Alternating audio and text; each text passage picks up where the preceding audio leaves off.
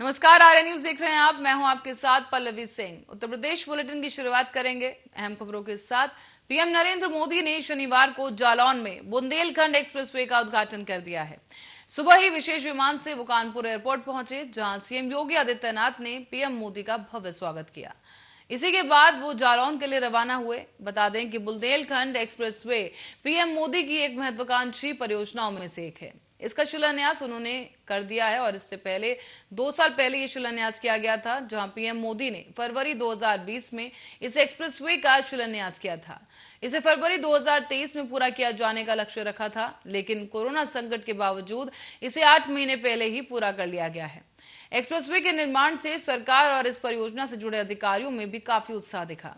इस बीच विपक्ष, विशेषकर समाजवादी पार्टी, लगातार हमलावर रही। इसी दिशा में डबल इंजन की सरकार लगातार काम कर रही है। यूपी के छोटे छोटे जिले हवाई सेवा से जुड़े, इसके लिए भी तेजी से काम किया जा रहा है। बीते कुछ समय में प्रयागराज, गाजियाबाद में नए एयरपोर्ट टर्मिनल बनाए गए। कुशीनगर में नए एयरपोर्ट के साथ ही नोएडा के जेवर में एक और इंटरनेशनल एयरपोर्ट पर काम चल रहा है। भविष्य में यूपी के कई और शहरों को वहां भी हवाई रूट से जोड़ने की कोशिश हो रही है। ऐसी सुविधाओं से पर्यटन उद्योग को भी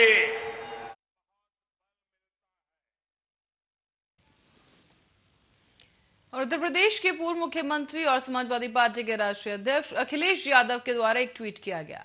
ट्वीट कर बुंदेलखंड एक्सप्रेसवे के निर्माण पर सवाल उठाया गया है, जिसका करारा जवाब देते हुए उत्तर प्रदेश के औद्योगिक विकास मंत्री नंद गोपाल गुप्ता नंदी ने भी ट्वीट किया। अखिलेश यादव के इस ट्वीट के जवाब में किए गए ट्वीट में मंत्री नंदी ने लिखा है कि अखिलेश जी, हमने बुंदेलखंड एक्सप्रेसवे को निश्चित समय विधि से 8 महीने पहले ही पूरा किया और जनता की गाड़ी कमाई के 1125 करोड़ रुपए भी बचाए हैं।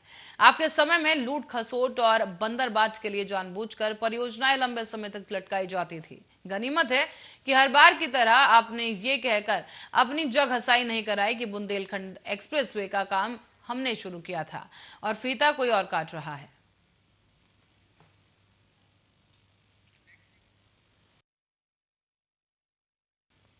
और देश के अगले राष्ट्रपति के लिए 18 जुलाई को वोटिंग की जाएगी और 21 जुलाई को नए राष्ट्रपति के नाम की घोषणा भी की जाएगी।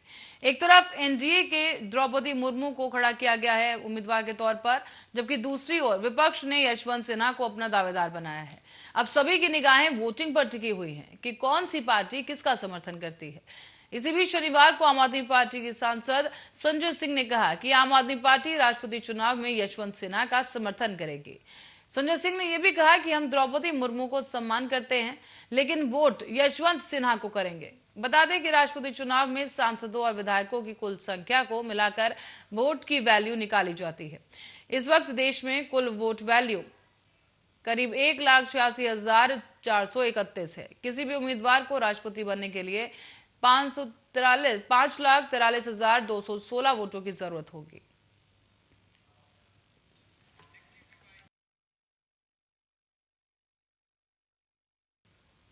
और सोशल मीडिया पर एक छोटी बच्ची का वीडियो बहुत तेजी से वायरल हो रहा है। इसे देखने के बाद लोग कह रहे हैं कि ऐसी बेटी हर घर में पैदा हो। दरअसल इस दिल छू लेने वाले वीडियो में नजर आ रहा है कि एक छोटी सी बच्ची सैनिकों के एक समूह की ओर तेजी से बढ़ रही है। इसके बाद वो बच्ची एक जवान के सामने खड़ी हो जाती है और बच्ची को देखते ही जवान उसे दुलारने लगता है। इसके कुछ ही देर बाद ये बच्ची जवान के पैर छू लेती है। इस दृश्य को देखने के बाद वहां खड़े और भी जवान भावुक हो जाते हैं। भाजपा सांसद पीसी मोहन ने ट्विटर के जरिए ये वीडियो शेयर किया और वीडियो शेयर करते हुए लिखा कि देशभक्त युवा दिमाग को बढ़ाना इस महान राष्ट्र के प्रति हर माता पिता का कर्तव्य है। जय हिंद।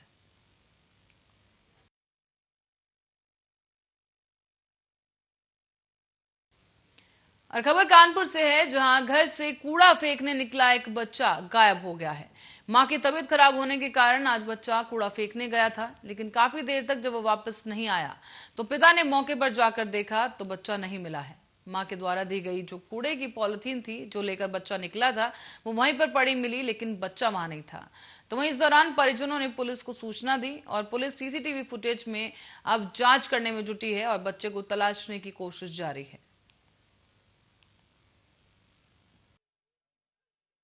बच्चा मेरा 6:15 बजे यहाँ से कूड़ा लेके उसकी मम्मी ने दिया तो पन्नी में लेके गया है, 100 मीटर दूरी पे डाला है जा करके। और इसके बाद बच्चे को अभी तक कोई पता नहीं। बहुत परेशान है, हमें तो अब अनहोनी की शंका हो रही है मेरे बच्चे के साथ कोई घटना न घट गई हो। पुलिस को सूचना दी है, चौकी इंचार्ज आए हुए थे, एसओ साहब भी आए हुए थे, मिश्रा साहब आकर वो सब चीज करके चले गए हैं। कितने घंटे हो गए, कुछ पता चल पाया अभी तक कोई जानकारी नहीं हुई है। सुबह 6:15 बजे का बच्चा निकला हुआ है। आप लोग सीसीटीवी पुलिस चेक करा रही है आसपास? सीसीटीवी कहीं नहीं। और रायबरेली में आबकारी विभाग कार्यालय में तिरंगे का अपमान, भारतीयों के स्वाभिमान और तिरंगे की आन और बान और शान पर बच्चा लगा रहा है। आबकारी विभाग कार्यालय में झुका हुआ तिरंगा लगा कैमरे में कैद हो गया। दरअसल रायबरेली जिले के आबकारी विभाग कार्यालय में लगे हुए इस तिरंगे का अपमान का एक वीडियो है जो कि अब सामने आ गया है। आपको बताते चले कि तिरंगा लगाने वाले जो जिम्मेदार हैं, उन्हें तिरंगा लगाने और उतारने का नियम कानून ही नहीं मालूम है। इसी के चलते तिरंगे का यह अपमान हुआ है। तिरंगा अधिनियम के अनुसार तिरंगे को ऊपर की ओर खींचा जाता है। किसी शोक की स्थिति में ही तिरंगे को निर्धारित दिन के लिए झुका दिया जाता है। लेकिन आपको बता दें कि इस मामले में जब आबकारी विभाग के अधिकारियों से बात की गई तो उन्होंने कैमरे पर बोलने से साफ इनकार कर दिया। साथ ही अपने कर्मचारियों को निर्देशित किया कि तिरंगे को तत्काल वहां से हटा दिया जाए और जिम्मेदार अधिकारी को यह भी नहीं मालूम कि झंडे को सूर्यास्त के बाद ही उतारा जाता है। लेकिन अधिकारी के आदेश के अनुसार वहां के कर्मचारियों ने तिरंगे को वहां से हटा दिया और अपना पल्ला झाड़ते हुए नजर आए।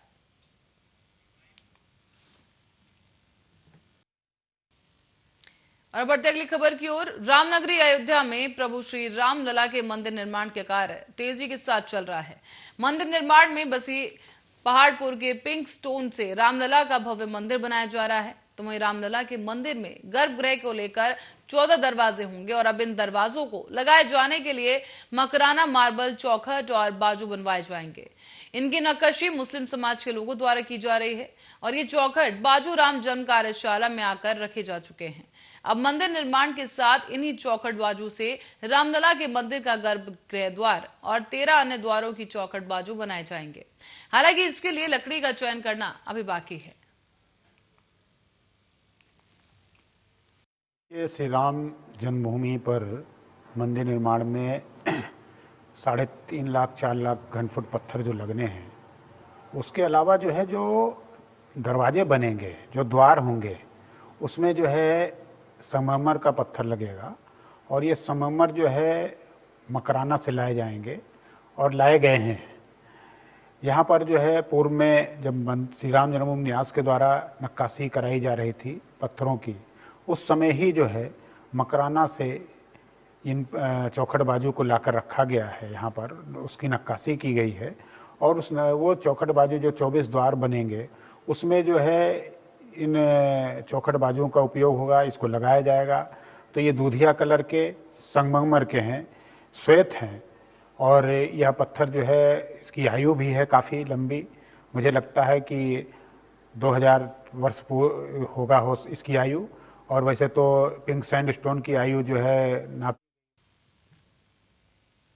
और अमेठी से इस वक्त की एक बड़ी खबर सामने आ रही है जिससे आपको रूबरू करा दें कि ई रिक्शा चालक ने जबरन वसूली का विरोध किया तो ये विरोध करना उसे भारी पड़ गया है। अमेठी से ये खबर सामने आई है। बता दें आपको कि दबंगों ने बीच बाजार ही इस रिक्शा चालक की मारपिटाई शुरू कर दी।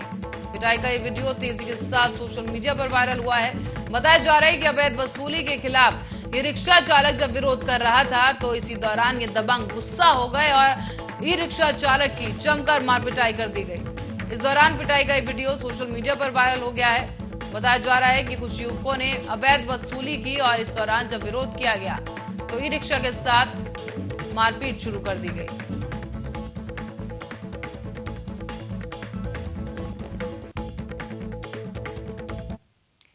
और इस बीच रुक करेंगे अगली खबर की ओर। हज यात्रियों का पहला जत्था आज लखनऊ एयरपोर्ट पहुंचा, जिसको रिसीव करने के लिए खुद हज कमेटी के अध्यक्ष मोहसिन रजा मौजूद रहे। साथ ही आपको बता दें कि दारुल उलूम के प्रवक्ता सुफियान निजामी भी एयरपोर्ट पर रहे, जहां पर हज से वापस आए लोगों का स्वागत किया गया। हज पर लौटे लोगों का स्वागत करने पहुंचे दारुल उलूम के प्रवक्ता सुफियान निजामी ने कहा है कि जो लोग आज हज से वापस आए हैं उनसे दुआ करना मुल्क की तरक्की के लिए, सूबे की तरक्की के लिए और शहर की तरक्की के लिए हम सब के लिए लाजमी है। उन सब का स्वागत किया गया है जो इंतजाम किए गए थे और उस इंतजाम को लेकर सभी हाजी बहुत खुश नजर आए। वापस आए हैं, जो आजमीन गए थे आज हाजी के रूप में वापस हुए हैं और उन सब के हज को अल्लाह ईश्वर ने कबूल किया और हम सब के लिए बड़ी खुशी और मसरत की बात है उत्तर प्रदेश सरकार के लिए कि हमने बहुत एहतमाम और इंतज़ाम के साथ में तमाम आज़मीन को भेजा था यहाँ से। वो आज हज करके वापस हाजी की शक्ल में वापस आए हैं, हाजी के रूप में वापस आए हैं। अब उनकी दुआओं के हम तलबगार हैं कि वो अपने लिए और अपने वतन के लोगों के लिए तरक्की के लिए दुआ करें और ऐसे ही ये सिलसिला हमेशा इत्तेहाद और भाईचारे का जो एक माहौल और जो हम सब के लिए एक हज का मौका होता है, वो बार बार सरकार इस तरह से उनके साथ में खड़ी रहेगी और वो भी सरकार के लिए दुआ भी करेंगे। हमारा मानना है कि सभी को बहुत दिली मुबारकबाद भी हम देना चाहेंगे। वापस आए हैं जो आज़मीन गए थे आज। नहीं, देखिए हाजियों का आज पहला जत्था लखनऊ एयरपोर्ट पर पहुंचा है और इसको रिसीव करने राज्य हज समिति के चेयरमैन जनाब मोहसिन रजा साहब, मैं और तमाम हज कमेटी के जिम्मेदारान मौजूद हैं। जाहिर है कि एक बाबरकत सफ़र से जो लोग वापस आए हैं उनसे दुआ कराना और उनसे दुआ के लिए कहना मुल्क की तरक्की के लिए, सूबे की तरक्की के लिए और शहर की तरक्की के लिए, ये भी हम सब के लिए लाजमी है। तो यहाँ पर उन सब का और खबर यूपी के अमेठी से है, जहां स्पेशल ऑपरेशन ग्रुप यानी एसओजी टीम ने और शिवरतगंज पुलिस ने अवैध असला फैक्ट्री का भांडाफोड़ कर दिया है। पुलिस टीम ने यहां पर 10 अदद अवैध तमंचे और 10 जिंदा कारतूस और अवैध शस्त्र बनाने के उपकरण के साथ साथ 2 आरोपियों को गिरफ्तार किया है। पुलिस कप्तान के निर्देश पर अपराध और अपराधियों के खिलाफ चलाए गए इस अभियान में आज एक गिरफ्तारी की गई, जो पुलिस के लिए एक बड़ी सफलता मानी जा रही है। जुलाई 2022 थाना शिवरतनगंज और एसओजी संयुक्त टीम ने एक अवैध असला फैक्ट्री और उसके साथ 2 शातिर अपराधियों का गिरफ्तारी किया है। अभी ये दोनों को जेल भेजा जा रहा है। ये एक ही का नाम है कुलदीप तिवारी है, ये शिवरतनगंज थाना रहने वाले हैं। इनके खिलाफ ऑलरेडी 12 मुकदमे इस जिले में। दूसरा का नाम है जिब्राइल है, इनके खिलाफ भी कई मुकदमा है। ये दोनों को कब्जे से 10 अदद तमंचा, इसमें 315 बोर का भी है, 12 बोर का भी है और 10 का लाइव कारतूस भी बरामद किए। इसके अलावा ये असला बनवाने में यूज होता है उपकरणों, लोहे, पेचकस और कई सामान भी बरामद। और इसी खबर के साथ ही बुलेटिन में फिलहाल के लिए इतना ही। अब बने रहे हमारे साथ, देखते रहे आरएन न्यूज।